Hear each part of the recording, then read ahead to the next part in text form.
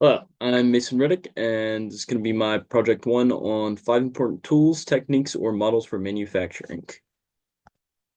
So the first manufacturing technique or tool I'm going to be talking about is additive manufacturing. So everyone's going to know this as 3D printing, but as listed later, there are other processes that allow a user to complete additive manufacturing. So basically, additive manufacturing is any process of creating objects layer by layer. So the most important, most useful part of additive manufacturing is basically the rapid prototyping that you're able to do. 3D printing, again, being a good example, you can go straight from like your CAD model, put it on your 3D printer. Instantly, you can take that design, test out to see if the dimensions work, if you need to change anything like that. Another benefit of it is that it allows you to create more complex geometries. So compared to anything you might be able to do with like metal and rolling and like stuff like that, you can't get the same geometries that you could printing layer by layer on a 3D printer. So then there's going to be some other processes. So we got stereolithography. So basically that'll be like resin printing where you take a UV image, shine it on that. Got some other like direct energy deposition, and fused filament fabrication. So basically you'll get some kind of, obviously like it says deposition or some filament, and you'll put it on the plate and kind of either burn it with a laser or other like that, and then that'll build it up layer by layer. And then you also have more applications in this. So you can do stuff like making it with like metals for like airfoils or other stuff like that in the aerospace industry. And it also lets you, again, rapid prototype. So basically the importance of this is being able to make changes to your models after you get these prototypes done. So once you prototype, you get your model, you figure out what you need to change, and then you can start the whole thing over again. Some of the capabilities of this is that it allows you to make more complex geometries, and it also lets you have more control over when you get these parts. So when you 3D print something, it might take a few hours, but instantly you get that prototype out of it.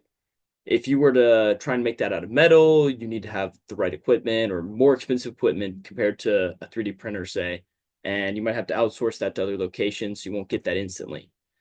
And then lastly, some of the limitations used in this is it's considered pretty weak, 3D printed parts. Obviously, you wouldn't use that for any kind of structural components or anything like that.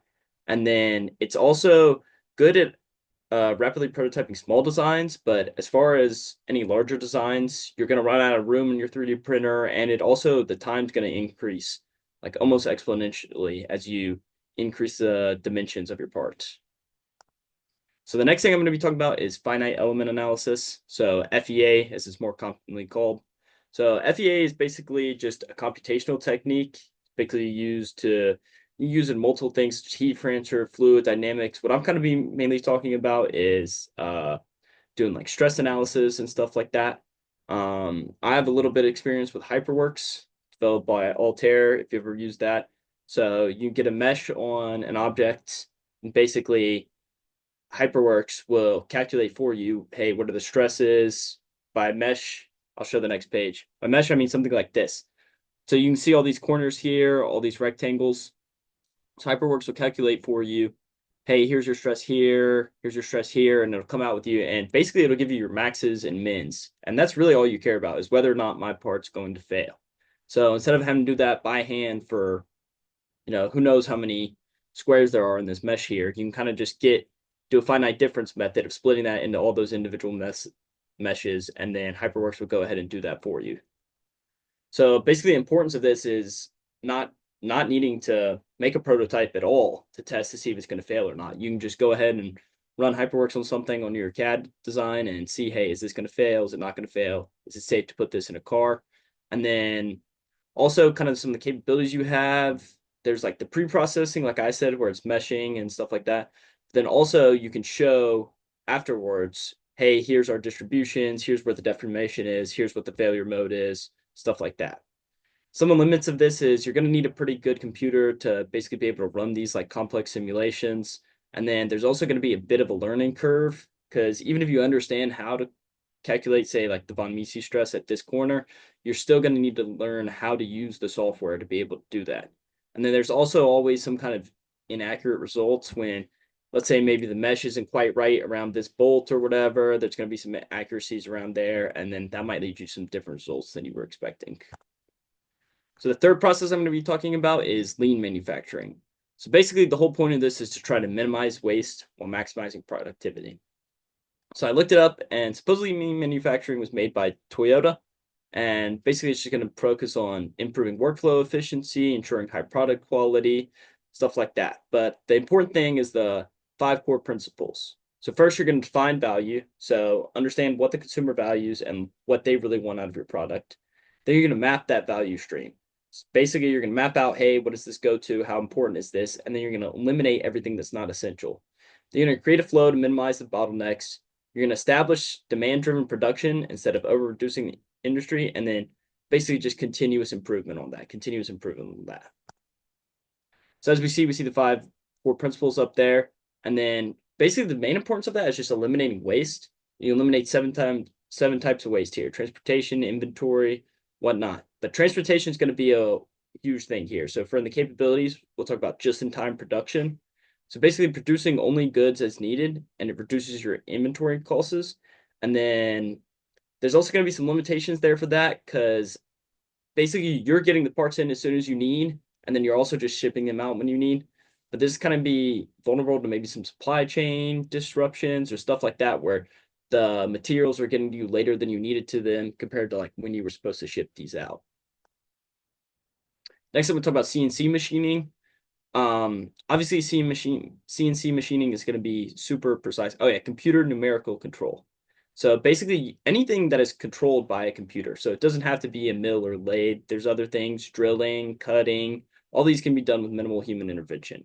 So these are widely used medical, aerospace, automotive components. But the main thing is, right, you can have three-axis or multi-axis, 4 or 5. But you'll have three-axis, you'll have your part here, and then you'll have your tool here. So when you know the when you know the locations of both of these, you can kind of tell your tool where to move around to cut off what you want. So this is going to be like a subtracting kind of instead of additive manufacturing, like we talked about earlier. This is going to be a example of subtractive manufacturing where we're cutting off what we don't need. So basically, the importance of this is just how tight you can get your tolerances with the computer. So like they say, within 0.001 inches. And then it's also going to be super repeatable. You're going to be able to work with a lot of metals, aluminum, plastics, maybe even some ceramics. So it's going to reduce your labor costs because once you program it, all you have to do is get one person that knows what they need to be cut, put that in the machine, boom, it'll go in and cut it for you. It's also going to be a lot faster than just if you tried to buy yourself, use a mill or a lathe and try to cut this part off. The computer just go ahead and do it all for you. And then, like we said, you can have up to multi-axis for the CNC machines. And then also the tool is going to be super easy to change out.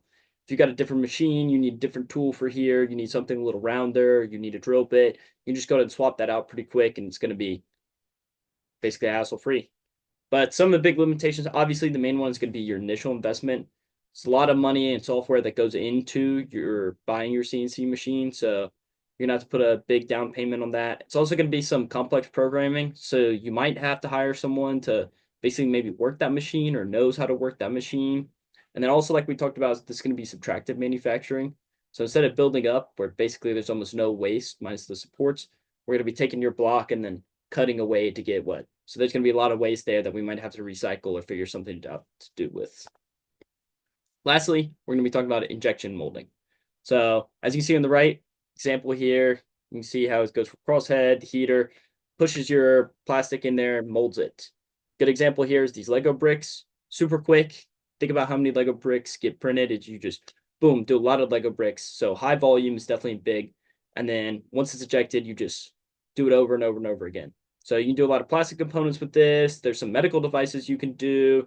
And then also maybe if you need some lightweight, high strength plastic components, you can print those out as well. So basically the importance of this is how fast this can be reused. All the excess plastic can just be recycled and reused, as well as like the molds. It's going to be super cost effective for large. So again, Legos, they're printing out all those bricks. Super cost effective for them to just continually print those out. You're also going to get some pretty good precision and consistency because once you have that mold down and you see that it works, you can just use that mold over and over again.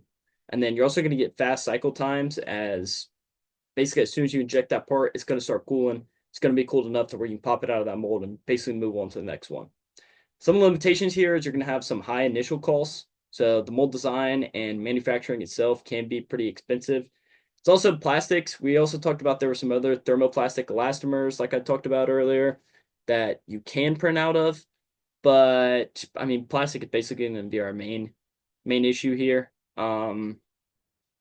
And so that's going to lead to not being as structurally sound. And then also creating your new mold for a new design, say, that's going to take you maybe a few months to come up with that new design. And then also, as we talked about in class, there's a bunch of defects that can come in from injection molding.